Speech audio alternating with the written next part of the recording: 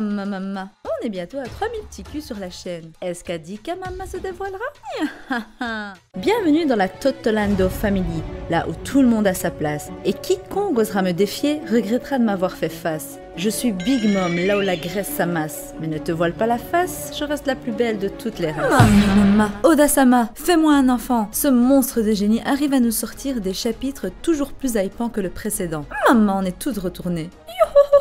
Rentrons directement dans le vif du sujet. Le chapitre 957 suit les événements du 956. Hamdoulillah, parce que je ne voulais pas retourner à Wano Kuni. Nous sommes toujours au centre de l'information avec d'entrée de jeu notre bon Fujitora qui discute de l'abolition des Shishibukai, pour laquelle il était plus que d'accord. Et là, il nous offre une info croustillante. Nous devons faire confiance au SSJ. Il parle carrément d'une redistribution des forces du monde. Mais Nani? Serait-ce là une nouvelle invention du mystérieux Vegapunk? Plus que certainement. Mais quelle serait donc cette invention? Serait-ce simplement les pacifistas? Non, je ne crois pas. Je verrais bien quelque chose de tout nouveau. Mais qu'est-ce que cela pourrait être? J'en parlerai dans une prochaine vidéo. On continue toujours avec l'échange entre Akainu et Fujitora. Akainu, ce fils de Sakazuki, lui annonce l'alliance de Mama et Kaido. Fuji, étonné, parle de la formation de l'ancien équipage des Rocks. Ça faisait un moment qu'on attendait d'avoir plus d'informations sur cet équipage et aujourd'hui on est servi. L'information que Akainu donne à Fujitora est que Big Mom et Kaido vont s'allier, alors que X-Drake a clairement dit à Koby qu'ils s'étaient alliés. Une petite différence qui en crée une grande, car cela ne veut pas dire que Akainu a eu cette information de Koby et donc du Sword.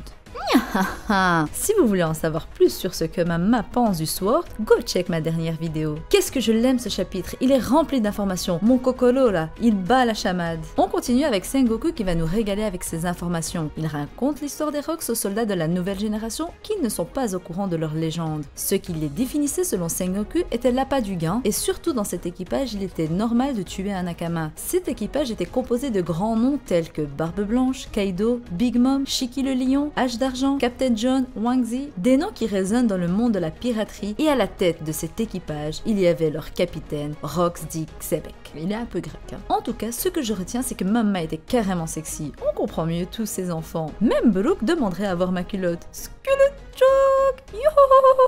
Les membres de cet équipage ne s'entendaient pas, et c'est d'ailleurs pour cela que ces pirates n'en ont pas parlé et n'y ont pas fait allusion. En même temps, quand tu as un équipage composé littéralement de monstres, tu t'attends pas à ce qu'ils soient tous amis. Le capitaine Rox avait une grande ambition de devenir maître du monde, et pour ce, il s'en prenait au gouvernement mondial jusqu'au jour où il a pu être arrêté. Sengoku parle des Rocks comme étant une organisation terroriste vu leurs méfaits, mais il y a 38 ans, cette organisation a pu être arrêtée sur God Valley. Garp, connu comme héros de la marine, était celui qui a pu empêcher les Rocks, imbattables, d'aller plus loin sur God Valley. Si Garp n'a jamais souhaité en parler, c'était pour deux raisons. La première étant qu'il a dû s'allier au grand Goldie Roger et donc à des pirates. Et la seconde raison, c'est parce qu'il a protégé les Tenryubito. Et même si c'était son devoir de les protéger, ça ne fait pas partie de sa morale. Sengoku le dit très bien, si Garp a refusé le poste d'amiral en chef, c'est parce qu'il allait devoir être directement sous les ordres des dragons célestes. Comment il a dû être fier de Luffy quand il a appris que ce dernier a one-shot un Tenryubito.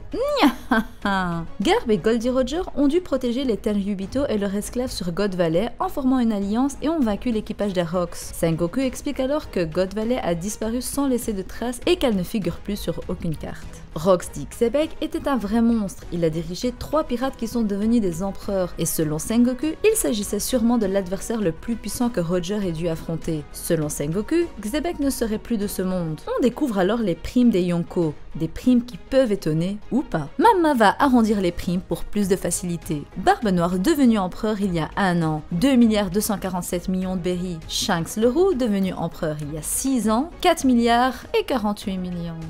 On l'a refait, Shanks le Roux devenu empereur il y a 6 ans, 4 milliards 48 millions de berries. Charlotte Lin, alias la plus belle, Big Mom, 4 milliards 388 millions de berries. Kaido, alias la créature la plus forte. Après Mama, 4 milliards 611 millions de berries. Et n'oublions pas l'âme des morts, Edward Newgates, Barbe Blanche, Gigi, 5 milliards 46 millions de berries. Et pour finir, la plus grande prime ayant vu le jour, Goldie Roger, 5 milliards 650 millions 800 800 000 berries. Des primes incommensurables, mais selon la marine, si Big Mom et Kaido s'allient, il se peut que leur prime dépasse celle des défunts. Et malgré ça, Akainu dit explicitement qu'ils ne toucheront pas à Wano Kuni. S'ensuit alors une discussion entre Sakazuki et Sengoku concernant Oden, un pirate de Wano Kuni apprécié de Roger, Barbe Blanche et même de Shanks. Il a été un commandant de l'équipage de Barbe Blanche et après cela, il a accompagné Roger dans son dernier voyage. Quelle coïncidence que tous les grands de ce monde soient liés à Wano Kuni, n'est-ce pas les enfants? Ou plutôt, n'est-ce pas mon Kid Luffy? La review étant finie, passons aux théories les petits culs. Parlons tout d'abord de Barbe Noire et du lien qu'il pourrait avoir avec Xebec. Eh bien, selon moi, Barbe Noire est le fils de Rox D. Xebec. Concernant le nom de famille, il se peut qu'il ait pris le nom de sa mère après la mort de son père à God Valley. Premièrement, leur visage, s'il vous plaît, ils se ressemblent trop. De plus, Barbe Noire est le pirate par excellence, comme ce fut le cas de Rox D. Xebec. Il a le même mode de vie que son père. Teach a tué un de ses nakamas pour le Yami Yami no Mi, car pour lui c'était normal, comme ce fut le cas sur le bateau des Rox il y a 40 ans. Il faut pas négliger les coïncidences qu'il y a également, que ce soit par rapport au fait que le Xebec est un type de bateau pirate et que Barbe Noire en possède un. De plus, l'équipage des Rox s'est formé sur l'île appelée la Ruche, endroit où se trouve actuellement Barbe Noire avec son équipage. Sachant que les incidents de God Valley se sont produits il y a 38 ans et que Barbe Noire en a 40, ça concorde assez bien. De plus, les deux grands noms de ce monde, Goldie et Roger, s'est battu contre Rox D. Xebec, comme ce fut le cas de Teach contre Ace, tel père, tel fils. Parlons également de ce monstre de puissance à savoir Garp. Selon moi, il est sûr que Roger ait tapé un face avec Xebec pendant que Garp combattait les trois moussaillons, à savoir Barbe Blanche, Kaido et Big Mom en même temps. Un mâle alpha qui aurait pu tuer Akainu à la guerre du sommet si Sengoku ne l'avait pas retenu. Chah,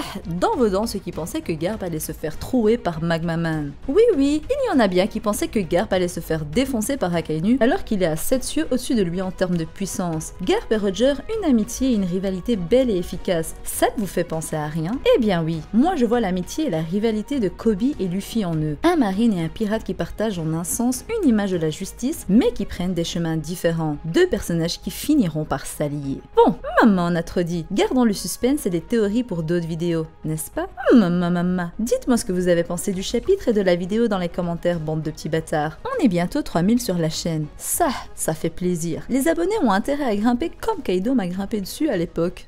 Maman. Je ne vous dis plus quoi faire. Likez et partagez les vidéos en masse, les petits culs. Allez, bye bye, bande de petits bâtards. Ah oui, j'ai failli oublier. Maman. Ah, bon, ne pas. Je suis Big Mom, je te bouffe ta race, même si tu t'abonnes, tu veux que je prenne du poids, abonne-toi, et le pouce bleu, pour mettre le feu.